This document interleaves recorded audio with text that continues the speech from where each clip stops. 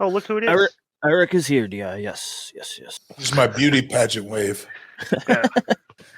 Eric and I have, as of late, have been in the crosshairs. I am having so much fun with those people. It is ridiculous. They sell so easily. Oh, it's unbelievable, isn't it? Let me ask you a question, Eric. I think the first shots fired from me that I read, and I don't know if it was Punk or it was Tony, because you responded to them. You can remind me. Remember that first volley where they said, "Oh, we're going to be bigger than the NWO." Remember that one? Well, there's been a couple of them. Punk said that basically. Okay. The thing that off with Tony, it didn't really off, but he put himself on a different list of people. Let's put it that way. Right. That I don't have any respect for. Was he came on about 2 years ago and he said if Ted Turner, and he was standing, he's doing his shows on the Turner Network Television and Turner Broadcasting System, and Tony says, if Ted Turner knew 1% about wrestling, like I do, 1% of what I know about professional wrestling, WCW would still be around. And I'm a little funky when it comes to loyalty. Really, somebody that I'm very loyal to or respect, whether I have a relationship with him or not, really doesn't make a. But he said that I thought, man, he just revealed himself for what he really is. He's a little Mark with a lot of money. And then I said, I'm just going to have fun with him. I'm not going to, because I kind of kept the gloves on with him. I didn't say anything negative. I was always supportive, whenever I could be. And you even went on their show, right? Twice. Yeah. Yeah. Well, but once Tony said that, I came out of my podcast and I just blistered him with Conrad. So much so that I guess Tony, called up Conrad, or no, he didn't call him. He was texting him. Conrad said, man, he's spending way too much time reading Tony context. But Tony was up at me because I read him the riot act. He said, just shut up and wrestle, dude. Quit trying to compare yourself to WWE. Quit trying to say you're better than them. Just stop, wrestle, or compete with them. Do one or do the other, but you don't get to do both. It's like me standing on the sidelines calling out Jake Paul, at 68 years old, because I used to be in martial arts, and calling him out and saying, I'd fight, I'd kick that. We ever got in the ring, I beat that Punk. And then he goes, okay, great, let's have a fight. Well, no, I'm not going to do that. Right. But I'd kick. We did. Right. Like childish, I remember, I think the first indication that we all heard that he might have been a little oversensitive when it came to criticism, I think it came from your roast, Eric. Isn't that the event where Mark Madden took a shot at him and Tony was Mark forever since? He was like, he made some kind of joke He made some kind of joke about a rich Mark and then compared it to Tony. You guys remember that? No, that was at a live event at Jimmy's. I think it was at Jimmy's Seafood somewhere, but it was in Baltimore. Yeah. It was one of the very first, live podcast shows. And Mark Madden I was there. Yeah. And I think he walked out or something, right? Yeah, he walked out. Yeah. Right. Well, I think the funny thing about this is my two problems, okay, in that Tony is kind of like he's from that community. He was on the Wrestling Observer Reader in the old school message board forums, back in the day, commenting and stuff and all that, right? So he's from the smart mark community, the dirt sheet community, right? And we're basically seeing in real time, okay, what happens if one of these smart marks that read Meltzer, like what happens if they could ever run a company one day? How would it do, right? So what we've seen is like him running this show, and this to me is like I just thought about this the other day. Remember what he said? Like, we're not going to make the same mistakes that WCW made, right? Yeah. And like that's fine, but dude, you've created a whole new set of mistakes. And made some of the ones we made and put them on steroids. Right. I think the funniest more WWE guys. Come on, there's got to be one laying around somewhere. Right. I think the most fascinating one that I've learned is that, dude, they don't have production meetings because he's afraid of leaks. What do you think about that? I understand the concern for leaks. Mm-hmm. But not having a production meeting might not be the best way to achieve a solution. Right. Because what you see is on that, when you watch the show, Conan and me always speak about this. There's a lot of awkward outs from one segment to the next. Like they just cut it off and like the next, there'll be a ring entrance with no announcer commentary or anything and the announcers don't really narrate any of the storylines because there really aren't any. So it's like you have this show which was basically like Joe talked about this before, that there's these old school wrestling what are they, fantasy booking games, like a booker simulation. Yeah, you hire guys, you book matches, you deal with backstage disputes, you book venues, all that kind of stuff. Yeah. You think you think that's why cage match rankings are his go-to? Well, that's one of the things, Joe. Isn't like, bro? That's that to me, Eric, from a guy that owns a company. That's number one. Number two, I always tell Disco this, and I say these names. I'll say Eric Bischoff, Scott D'Amore, Paul Heyman, Vince, Hunter. Bro, they don't get on Twitter and have beefs. Like back in the day, you weren't gonna have beefs. You're running a show. You know what I'm saying? And so, and this is something that to me boggles my mind, because not just in wrestling, but I've done other stuff outside of, and so have you with the Scott Baio and all that. Bro, can you imagine not having a production meeting? That's the whole cortex of where everything comes together. You tell the commentators what's going to happen. You tell the director of camera. You're giving the agents order. I mean, how can you run a TV show and not have a production meeting?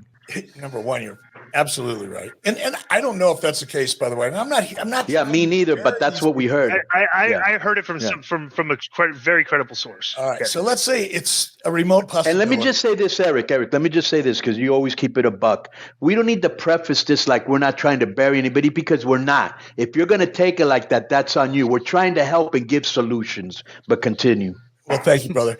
Your perspective is absolutely right. No, none of the names you would mention would ever do that. Nobody's going to spend a lot of time, beefing on Twitter if you're trying to produce 6 or 8 hours of television every week. But here's where, if someone were to have a professional wrestling company, and if someone were producing that show with a network partner that's probably paying upwards of about, let's say, I don't know, $400,000 an hour, something like that. Who knows? Whatever the number is, it's a big number. The last thing your network partner really wants to hear, and that's why I hope this isn't true, is that, you're spending $400,000 or $500,000 an episode or whatever it is, and we don't even do production meetings. We're going to show up and shoot the show and see what happens. Did you? Let me ask you this, Eric. Did you pop? And Disco probably remembers the quote better than I do. When USA, what was it? USA Network clapped back at Tony. Did you read that? The way they said, what was the cage match rating of the angle between Seth and Drew back in the day? Like, that's USA Network put that. Can you believe that? It makes you wonder, how did they get that information? I mean, who's that? Because first of all, it's not the head of USA Network or any. No, we know, but it's still funny. It's it's hilarious. It's probably some 22-year-old intern, right? Working for minimum wage, that's there to handle, social media for wrestling. And, they're following it enough. They get it. They know what people will react to. They know how to use humor and not just come out and be just for the sake of it. But there's probably some 22-year-old kid that kind of knows what's going on and just threw it out there to see what would happen. Right. I thought it was hilarious. Well, let me bring up a point too. That's kind of like, parcel to this thing is that, Dave and Tony are kind of married together in this, because Tony's from the dirt sheet community. It's Dave's audience, his guy and everything. But I find fascinating when they did the thing with the cage match rating, everybody and their mother was like, how ridiculous is that? Dave literally went on Twitter and was talking about, well, you need to look at everything to learn. Remember that when he was saying that's part of the difference. Like, dude, show me in the history of professional wrestling, you're talking about the numbers stuff. Show me the data where the cage match ratings have been directed towards any metric that involves positive business, a positive business model. It is crazy. It's funny. To me, it's funny. It is. It's and it's so much so when I heard the cage match ranking thing, and I heard it from a very reliable source. We'll leave it at that. Doesn't matter. But it was that's not true. It's I thought it was a joke. Right. No, but I think he tweeted it, didn't he? Actually, he tweeted. He said it in a conference or a media call. Yeah. So he said in a media scrum, he outed himself. Bro, let me tell you, listen to this, Eric. So when I first met Tony, and I think like you like him personally, he actually showed me on his phone this thing that he had from when he was a little kid that he would put championship matches together, tag team matches, like all these things, right? This is when he was a little kid, and the name of the show was Dynamite. Okay, wow. This is something he's had in his mind since he was a little kid. If I ever owned a wrestling company, if somehow I was a co-owner, this is what the name is going to be. He's living out his childhood fantasy. You know what I'm saying? I kind of admire that, man. That's a great story. As long as you're able to transition out of your frame of reference when you were a teenager or a preteen and dreaming about it and playing it on your phone, as long as you transition out of that and still do live your dream, but apply something other than the same logic and analysis you would put to it as a 12-year-old. Yeah, and I'm not trying to cut you up. And not only that, you got to imagine he grew up because he used to go to the matches. He grew up like with Chris Jericho. Now Jericho works for him. You know, he probably grew up, Jake the Snake works for all these people that he grew up watching work for him. Punk. But the problem is that he doesn't take criticism well. He thinks that if you criticize him, you're the enemy. You know, like I'll give you an example. I'm a veteran, Eric, and I love my country to death, so much so that I was willing to put my life on the line. But I'll criticize my country because I want it to be better, not because I hate it. And it's the same thing. We're trying to help you out, dude. Why don't you sit down under the Eric Bischoff learning tree who did it, and he for 83 weeks beat the master, which is Vince McMahon. You might learn something. You might learn something from other people. How about that? And you know what's funny, Conan, is because I stir it up because I genuinely, I'm out here in the middle of nowhere, Wyoming, and it's cold out, man. It was 37 degrees below zero 2 mornings ago. It's like cold out. So I'm not going to go out and ride my horse or take my dog for a walk. You know, I'm in the house. I get bored. So I'll start playing around on social media. And that's how that whole thing blew up last week with me, just having fun. But if I'm bored, I'll go on and I'll start tweaking people. You know, I'll just take a shot at it. Have a little fun. I try to do it with humor because I'm not obsessed with this stuff.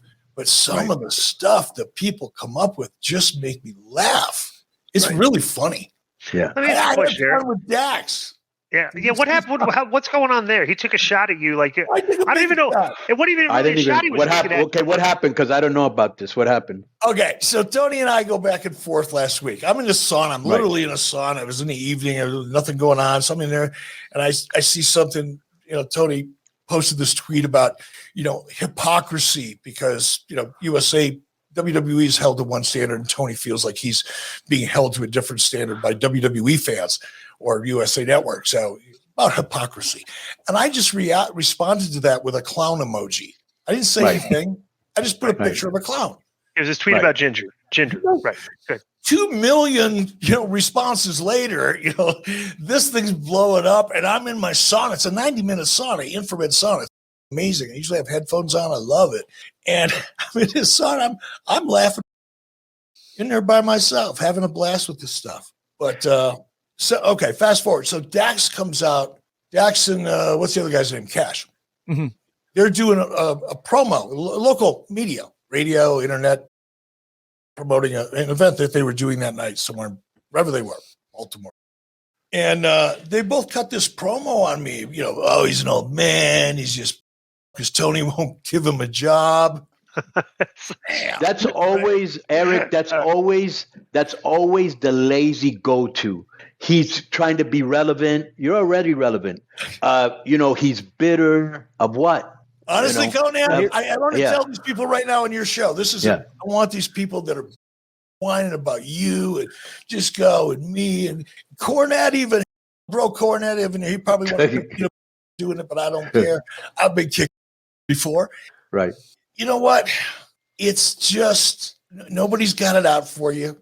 We're actually, as you said, Conan, we're trying to help. Right. And you don't have to agree with anything, but just like Dave Meltzer says, hey, you got to learn, you got to listen to everybody. Well, if you're going to listen to Cage Match rankings, right. Put a call into Conan, see what he thinks about something. You'd probably do it for free. Right. Because we love the business. And instead, we say something that even mildly, because my whole thing was like Tony Khan tweeted after Collision. I watched Collision that night. I was at work. I had it on. Just boring match after. But it's a typical show. They have a bunch of guys that aren't even on part of their roster, wrestling guys and whatever. And Tony's always tweeting throughout the show. What a great show! The word "great" is like his. He should have a T-shirt. Just as great. I think it would sell. Right? We're great. So he tweeted how we feel tonight, AEW fans after the show, and I was like, I just tweeted like the show feels like it needs a reset. That's it. Just like nothing like that. So I got labeled irrelevant parasite. Okay, you got labeled miserable has been. And it's like, that's dude, right. And he had a picture of the meme hair on it. It's funny that hair looked just like he was wearing an immediate right. And so my point is like, dude, when I tweet and these AEW fans come after me on Twitter, your tweet is like the exact same as the marks that are making fun of me. Like, this is not like a tweet from an owner of a business. This is like a tweet from just the regular fans that try to insult me and call me irrelevant, jobber. That's what your tweet sounds like. And I just don't think like somebody Dave Shearer tweeted this. He says, I may be wrong, but I doubt that like television executives are looking at a tweet like this and thinking that this is somebody they want to do business with, And I'm like, and I'm, so go ahead. You know what? If look, we could spend 2 days talking about this. I really do. I wish him the best. When he came out and disrespected someone that I have a lot of respect for, and actually I wouldn't be living where I live if it wasn't for him. So when I say it, it's not just a little bit, it's kind of a lot. I'm very, very grateful. I know where it came from and the opportunities that I've had, and I never minimize them. But it's not that I don't like Tony for what he said. I don't dislike him. I don't like him. I don't dislike him. I'm really neutral on a personal level. But when it comes to this stuff here, and me talking about stuff on my podcast and having a blast or making fun of people or having fun with people in the sauna, you're on that unprotected list because you've shown that you don't care how other people may feel about things that you say. So cool. Those are the rules. I'll play by those.